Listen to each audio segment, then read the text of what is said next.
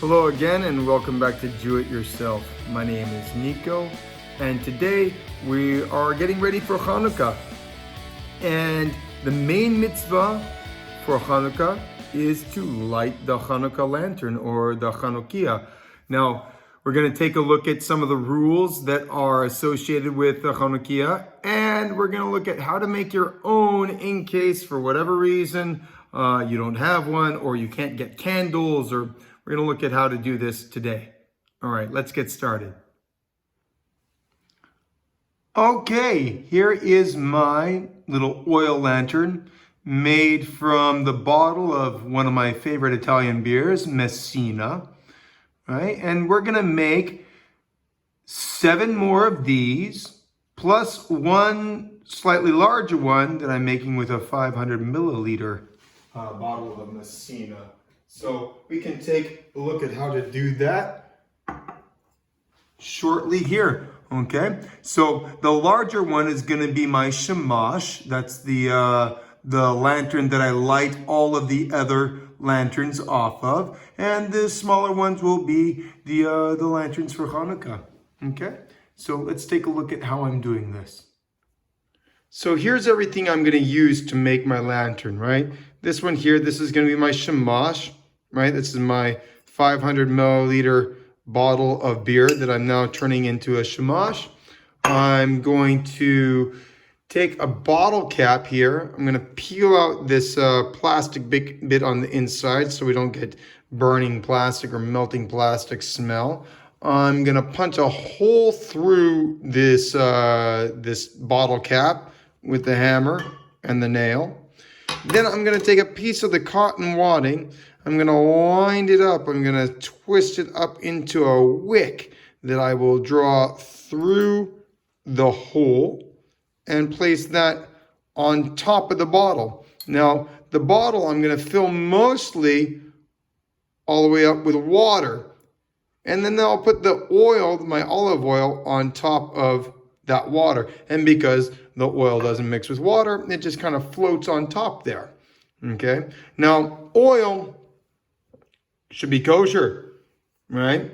And probably the best place for most Americans to find kosher oil, olive oil. I understand Costco's Kirkland brand oil is kosher and not so expensive to buy.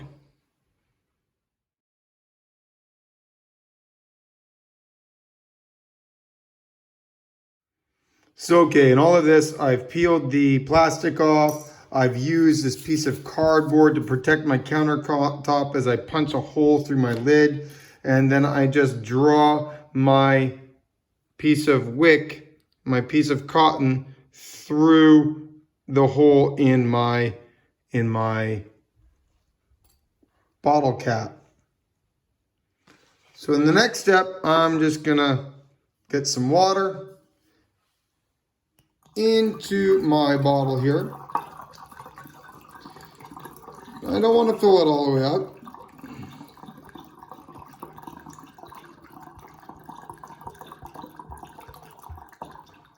Just want to fill it up, up to the neck. And now I'm going to fill up most of the neck with oil. Notice the oil just floats right on top. Okay, and what we're going to see here shortly is how, as I stick this wick in here, it already starts to draw the oil up into the cotton, and it's going to saturate that cotton with the oil. And so when I light that wick with the oil in it that you can already see being drawn up in there, that oil is what's going to start to burn instead of the cotton itself. And that's what's going to give you a nice burning lantern. Okay? Now, of course, this can be a nice emergency lantern for all occasions. But, it also makes a nice makeshift Hanukkah lantern if you collect enough of these bottles. Okay, it can take a couple minutes for the oil to seep up into the wick. Once it gets in there,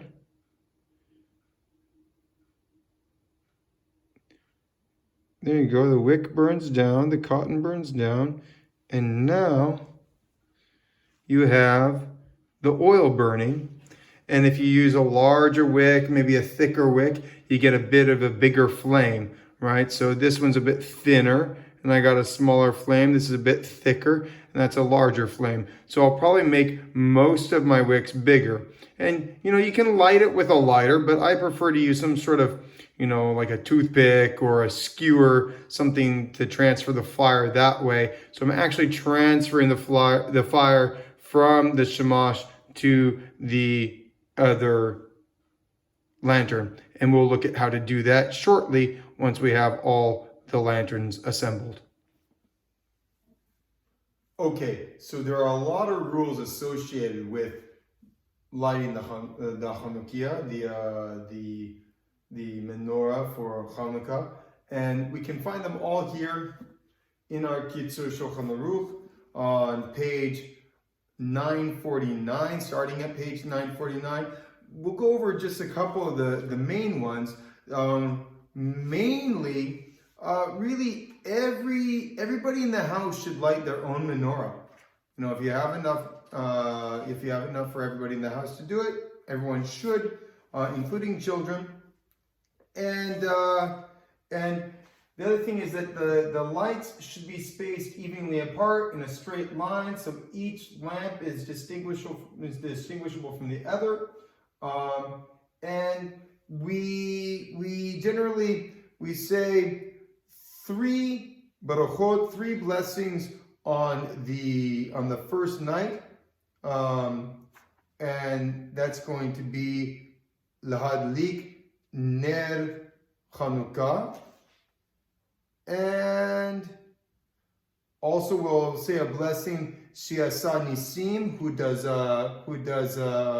miracles, and we'll make the blessing of Shechianu, right? And at that point we would light the first lantern.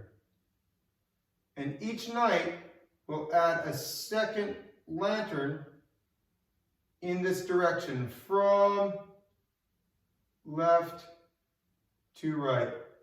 And I like to burn the wicks a little bit, get the wick a little bit burnt at first, because it makes it a lot easier to light it, especially if you're dealing with a lighting implement like, you know, a toothpick.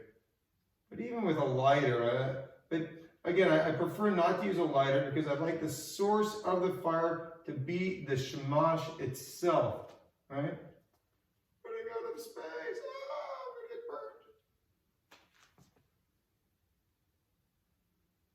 burned. Okay, so that didn't work out for everything, but okay, I can have a second toothpick and I can light everything across from one side to the other. If it doesn't light the first time, you light it again.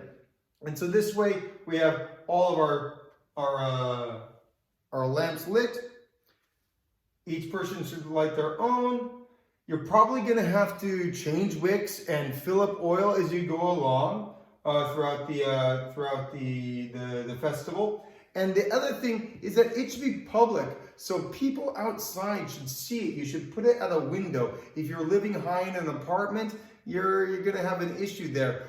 It shouldn't be too high off the ground. It should be in a place where people passing outside can see that you've lit the lantern, and that you're celebrating Chanukah, and that way the festival is publicized.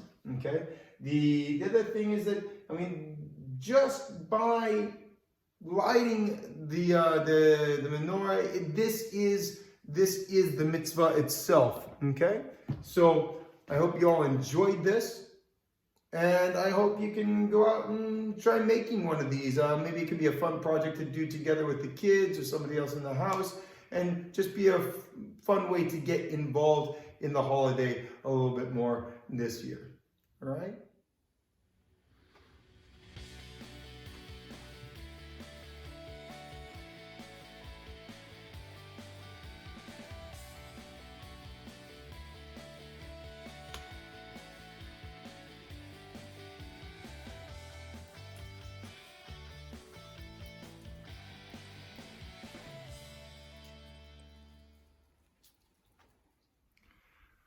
Okay, so that's it. It's pretty easy to put together some Hanukkah lanterns like this. Couple things to remember is that we should light the Hanukkah lanterns directly after 3 stars appear.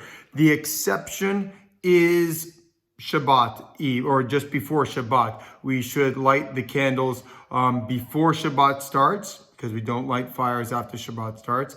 And we'll want to make sure that we have enough oil to last the hour until the stars appear, and 30 minutes after after the stars appear. So we need to have 30 minutes of time that the lanterns are lit during the nighttime. Shabbat, we need to have that hour ahead of time covered, so it's an hour and a half.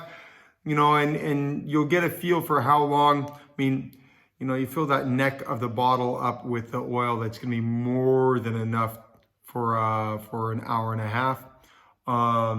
Yeah, any glass bottle would do. I like Messina beer. It happens to be the city where the Kabbalist sage Abraham Abulafia spent the last years of his life, and it's a pretty good beer as well. You know, any other glass bottle, glass juice bottles, glass wine bottles, glass water bottles are all fine. In Japan, I used to use a glass sake bottle from time to time. So, okay, have fun with the project. Make it something that you could do with your children. You get to explain how oil and water work together. You can see how wicks work. You can do a lot of things, really learning with putting your hands on it. So I hope you have fun with this project, and I wish you Chag Sameach for the upcoming Hanukkah holiday. Have a great time, and we'll see you for the next episode of Do It Yourself in the future. Until then, be well. Goodbye.